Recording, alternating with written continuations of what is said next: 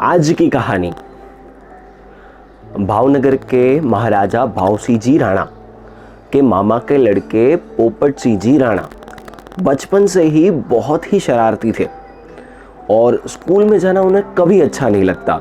अगर कभी इच्छा हुई तो स्कूल जाते थे और कभी इच्छा नहीं हुई तो नहीं भी जाते थे और कभी कभी तो देर से भी जाते थे और ऐसा ही चलता था। और उन्हें कोई कुछ बोलता भी नहीं था क्योंकि महाराजा के रिश्तेदार जो ठहरे। ऐसे ही चलता रहा और वे 10वीं कक्षा तक आ गए। 10वीं कक्षा में उनके वर्ग शिक्षक थे मोहनलाल दवे। मोहनलाल दवे शिस्त के बहुत ही आग्रही थे। एक बार पोपट सिंह उनके वर्ग में बहुत देरी से आए। मोहनलाल ने उन्हें सजा दी कि आपको आखिरी बेंच पे खड़ा रहना है।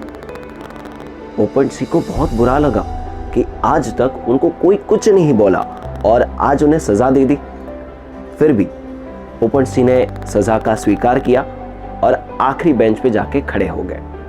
पर वो शांति से खड़े रहे, उनमें से तो वो थे नहीं और उन्होंने अपने आगे वाले बच्चों को गुदगुदी करना शुरू कर दिया।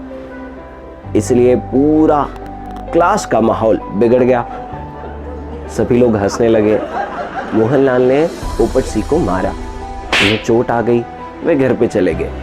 दूसरे दिन महाराजा भावसिंह जी स्कूल में आए। सभी को लगा कि मोहनलाल जी गए। महाराजा भावसिंह जी मोहनलाल के वर्ग में गए। तब वे इंग्लिश पढ़ा रहे थे। मोहनलाल ने महाराजा का बहुत आदर सत्कार से उन्हें बुलाया। महाराजा ने केवल इतना पूछा कि आपने पोपट सिंह को क्यों मारा।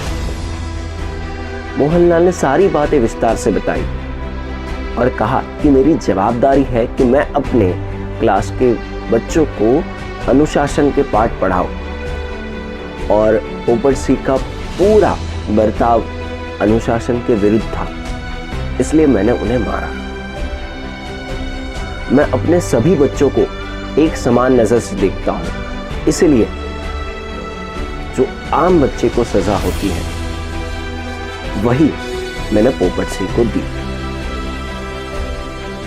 महाराजा भावसिंह जी मोहनलाल की सभी बातों से बहुत खुश हुए और कहा कि मैं आपकी पगार में 25 रुपए की बढ़ोतरी करता हूं। यही बात प्रिंसिपल को बताई और वे चले गए। बरसों के बाद मोहनलाल जी रिटायर्ड हो गए और एक बार मंदिर जाने के लिए रास्ते पे निकले। उसी वक्त सामने से पुलिस सुपरिटेंडेंट की गाड़ियां आ रही थी और अचानक से सारी गाड़ियां रुक गई और खुद सुपरिटेंडेंट बाहर आए और मोहनलाल के पैर पड़ गए। ये बात मोहनलाल को कुछ समझ में नहीं आई कि क्या हो रहा है। तब सुपरिटेंडेंट ने खुद बताया कि मैं पोपट सिंह राणा, आपके उस अनुशासन की वजह से आज मैं पुलिस सुपरिटेंडेंट बन पाया हूं। मैं आपका सदैव आभारी रहूंगा। दोस्तों, अनुशासन इंसान को बहुत कुछ सिखाता है। अनुशासन में रहने के लिए कभी कभी कठोर निर्णय भी लेने पड़ते हैं। जैसे कोरोना की इस महामारी में हमारे पुलिस वाले हमें डंडे मार मार के अनुशासन में रहना सिखा रहे हैं। क्या ये उनका निर्णय सही है या गलत? प्लीज़ कमेंट करके ज़रूर बताइए और साथ साथ आप इस कहानी से क्या सीखे वह भी बताइए। आपका धन्यवाद।